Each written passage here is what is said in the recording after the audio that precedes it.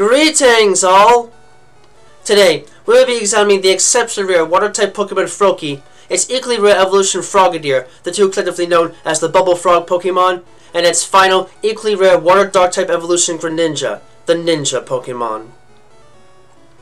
While they might not look like the sturdiest of individuals on their own, the members of the Froakie family are still potent creatures that can make great use of their agility and technical skill to outpace anything that tries to keep up with them. Froakie have blue bodies with small arms and legs, the former having 3 white fingers per hand and the latter 2 blue toes per foot, with a football-shaped main head and dark blue stripe running from their forehead down towards their back. They further have very large oval-shaped black eyes with yellow sclera and a large mouth, and their neck and back are covered in a thick, frothy mass of bubbles. Their evolved form, Frogadier, have more elongated main bodies with spread-out dark blue toes and dark blue hand pads, only 3 bulbous fingers remaining white in color. The streak of dark blue flesh on the head is now spread out to cover the top part of the torso and the entire top part of the head, featuring white nostrils, light blue eyelids, and a cape-like mass of bubbles attached to their neck. Their final evolution, Greninja, have a similar build to them, but with longer, more splayed-out digits on their body, with dark blue skin everywhere and beige webbing between the digits, further sporting a beige belly and lower head with white ridges on their eyelids and white dome joints at the elbows and knees, as well as a very short, stubby tail. Their eyes have turned a vivid pink color with white sclera, and they further possess a large head crest attached to the back of their skulls, with a dark blue center ridge, outer boundaries with dark blue interiors and beige exteriors, and a light blue inner webbing, and they almost always have their long pink tongue wrapped around their neck like a scarf. It is lastly noted that, in rare circumstances, it is possible for these creatures to take on a totally unique form known as Ash Greninja, in which the center of their head crest turns bright red along with their eyes, the sides of the crest on the head turning black on the outside, and a massive blue shuriken of water is permanently generated, the creatures resting it on their back when not in use. The members of the Froakie family are generally considered to be a bit weaker than most other water-type starters as a result of their fairly soft skin, which does not help them much in the way of defense. Even so, they are still stronger than they look, and are able to take advantage of both physical and special attacks to prove their worth in battle. Froakie start out as tadpoles within the eggs of their parents, but they quickly mature into a frog-like form before hatching. Unlike most other amphibian Pokemon, Froakie are technically already at a semi-adult stage when they are initially born. Their evolutions simply act as points of increasing maturation as they develop and become more capable of taking care of themselves in the wild, helping to overcome the otherwise crippling skewed gender ratio of 1:8 in favor of males. Froakie usually travel in small groups in order to make up for the weaker defenses, and are rare to see in the wild on their own, or at the very least without the accompaniment of an older parental figure. When threatened, they forcefully spew bubbles at their attacker in order to distract them so they can escape the confrontation altogether. This is not a real problem for Froakie, as they are actually quite agile for their size and can quickly hide themselves in the native environments quite well, usually before their predators can get a good lock on them again. Frogadier represent a general point of full maturity in the lives of Froakie, in that they technically do not have to evolve any further in the life cycle for reproduction to be a serious component of their life. As technical adults, Frogadier spend much of their life around ponds and other bodies of fresh water, eating insects and lolling around as they enjoy the fair weather of the spring and summer months before preparing for hibernation.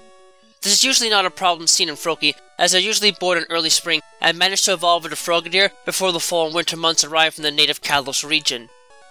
Like Froakie, instead of going on the attack when threatened, Frogadier prefer to use moves like Smokescreen to confuse and befuddle predators, allowing them to quickly escape to safety.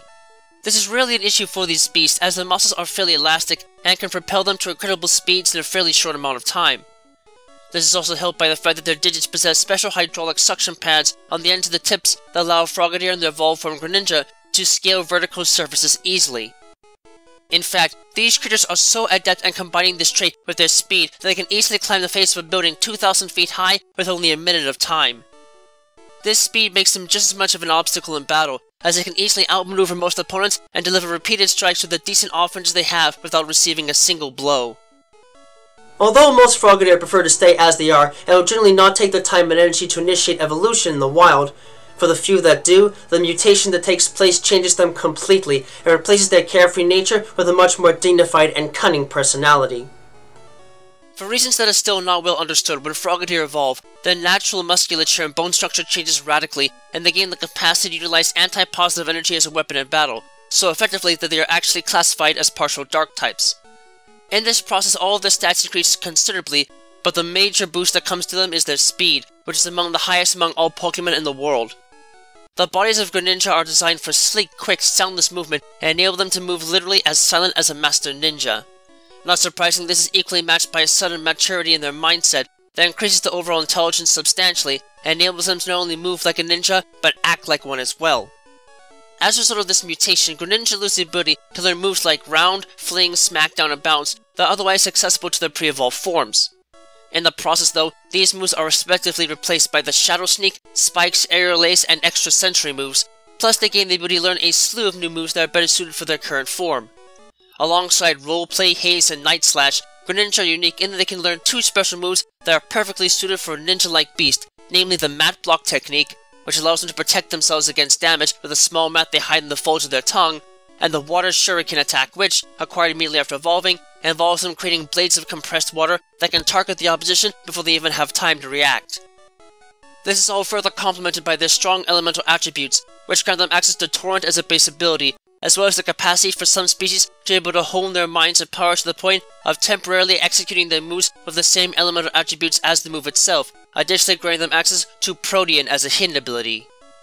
As far as the combat abilities go, particularly in the case of Greninja, these light-footed amphibians have little in the way of substantial defenses or stamina to them, and thus tend to perform poorly in those areas, but they make up for this with useful offensive stats and incredible agility, their base attack stat being above average for a fully evolved Water-type Pokemon, and the base special attack and speed stats being above average for a fully evolved Water and Dark-type Pokemon, enabling them to strike fast and decently hard and get out of the way before most opponents can even begin to prepare a proper counterattack.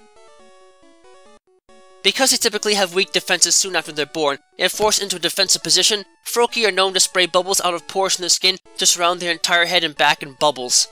While this might seem like an attempt to intimidate their opponents, in all reality, the shell of water comprising these bubbles is actually thicker than normal thanks to the addition of an organic compound that Froakie secrete from their backs as they are produced.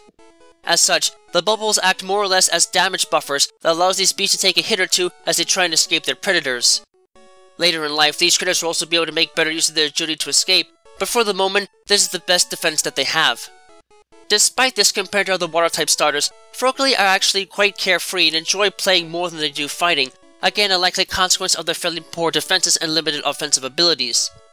As a result, these frogs tend to make great pets for younger trainers and are able to get along with just about any type of wild Pokemon, provided they don't pose a serious threat with grass or electric-type powers. Beneath their carefree attitude, however, it is duly noted that Froakie are more than a bit paranoid and will not be afraid to stop their activities and dash away immediately if they suddenly feel they are being threatened. Sadly, this deep paranoia is so strong among the species that they usually run off at even the slightest sign of danger, whether it be a loud sound or the sudden quitting of an otherwise noisy background. Trainers will have to keep this in mind in raising these beasts, as it can easily lead them to forfeit battles and run away the moment trouble rears its ugly head in combat. Although they are technically water types, Frogadier generally stick to using non-water type attacks during their development to fend off attackers, again because they prefer not to fight and want to simply make sure that the opposition cannot follow them in their retreat. This is helped by the fact that they learn how to use the bubbles they secrete from the skin for defense to create a powerful projectile by placing small pebbles into the interior of these bubbles. This is done by placing small rocks on the backs and forming the bubbles with them on top of the surface. Instead of bursting the bubbles, the thick water shell allows the bubbles to incorporate and hold the small rocks in their interiors. Frogadier then used these bubble-covered rocks as a weapon, throwing them at a great force in an improvised smackdown attack accurately enough to hit tin cans more than 100 feet away. This type of offense will effectively be lost upon the evolution into Greninja, but as noted before, this is something that few Frogadier actually go through in the wild. As such, this cheap trick is perhaps the sneakiest and most effective one they have in battle, and should be taken notice of by trainers. It might not be a powerful attack, but it can certainly act as a great distraction and potentially irritate an opponent to the point of him making a critical mistake that a Frogadier can then take advantage of. Greninja tend to remain in the shadows for most of the day and only travel out at night, but it is not because they are fully nocturnal. It simply meets the needs of these beasts to be able to move in the dark, where the otherwise bright coloration may give them away in the daylight. Their long, sticky tongues tend to get in the way of the movement, so as a solution, they wrap their long tongues around their heads and neck and secrete a sticky compound from the skin in these areas. The saliva of their tongue and this secreted compound effectively merge together to form a strong natural adhesive that allows Greninja to keep their tongues attached to their bodies at all times.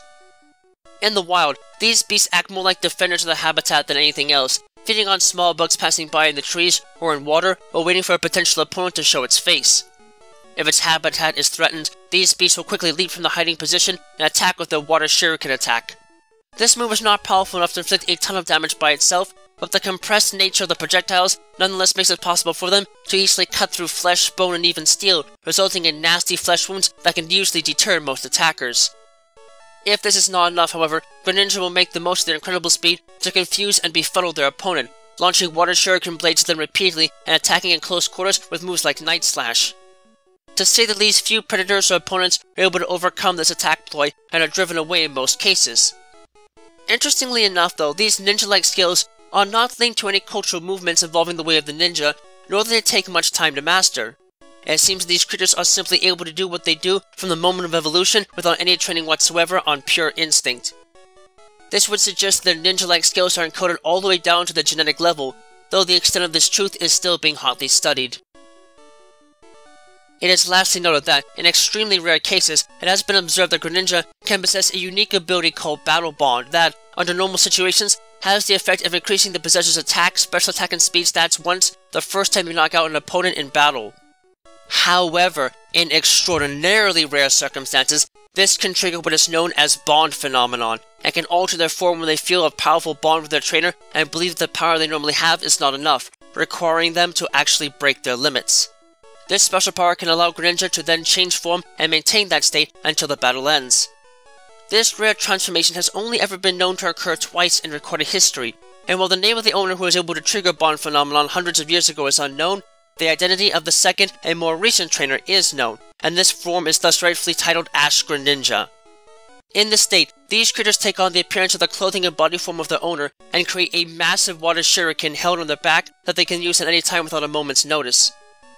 The leg strength of these beasts is increased quite a bit, and makes it very difficult for anyone to track them, and the enlarged water shurikens that they use move even faster through the air and deal more damage than normal, though the attack pattern for them is set so they will always hit 3 times no matter what.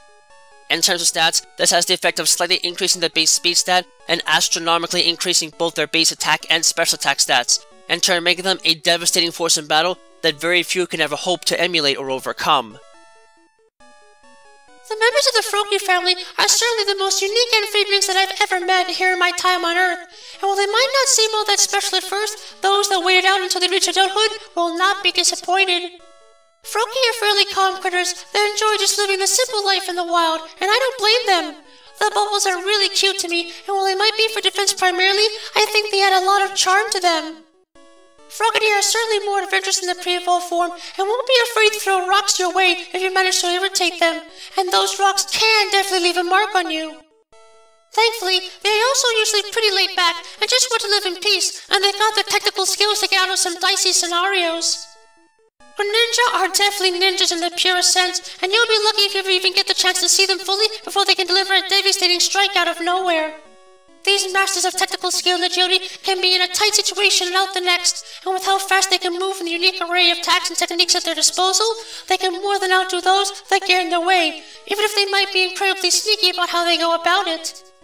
While I can't really say much more on them as far as Bond Phenomenon goes, it's a rare enough treat to be a genuine honor to see in battle, and a trade more that helps to make these amphibious beasts truly worth remembering. Able to climb surfaces, leap from tall buildings, and give a heck of a running performance when given enough space, the members of the Froakie family are truly creatures that even the wind can sometimes have a hard time catching up to. You might have to search long and hard to find them at all in the wild, but the effort can be more than worth it if you need serious speed and balanced offensive power to make the most of any combat situation. Just do yourself a favor, and make sure you do your best to keep an eye on them in a confrontation, and be ready for just about anything. You never know when these frogs might just try and sneak up on you, and deliver a strike to you so fast that you might not be able to counter whatever they've got stored as a follow-up to their initial wicked assault.